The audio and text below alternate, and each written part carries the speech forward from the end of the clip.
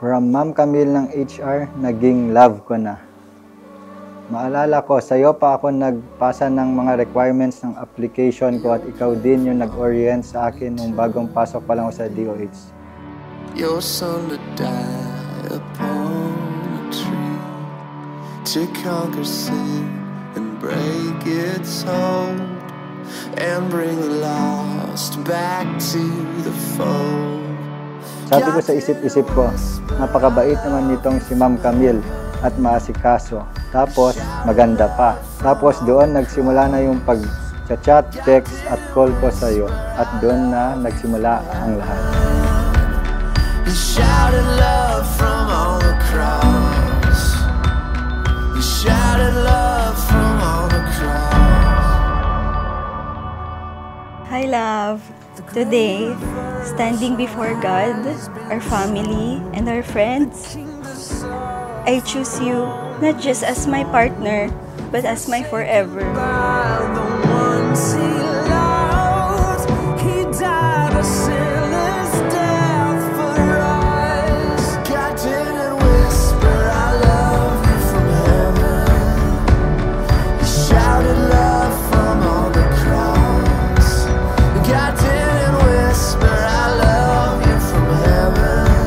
From the moment you came into my life, you have been my comfort, my laughter, my strength, and my home.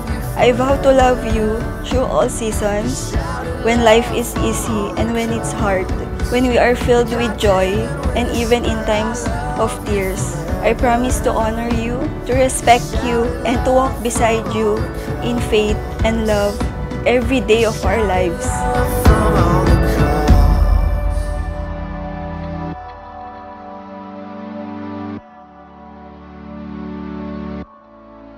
Camille, do you take Matthew David here present for your lawful husband according to the rite of our Holy Mother of the Church?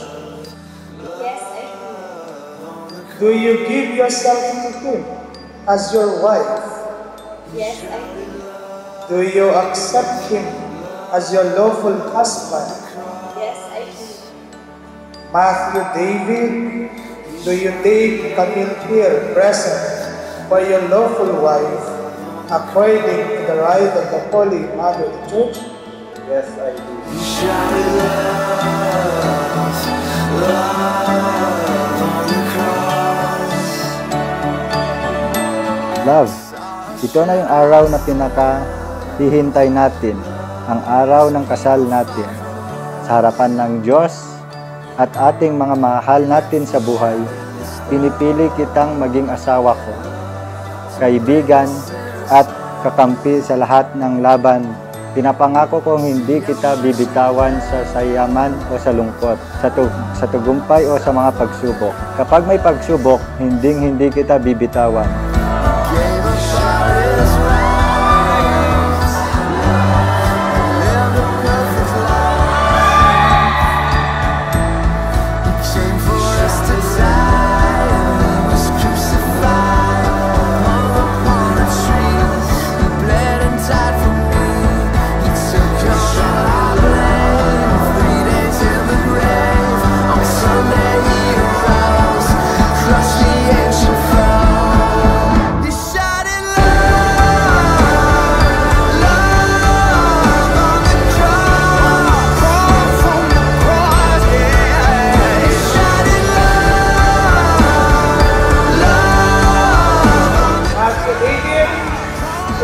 Kiss your bride.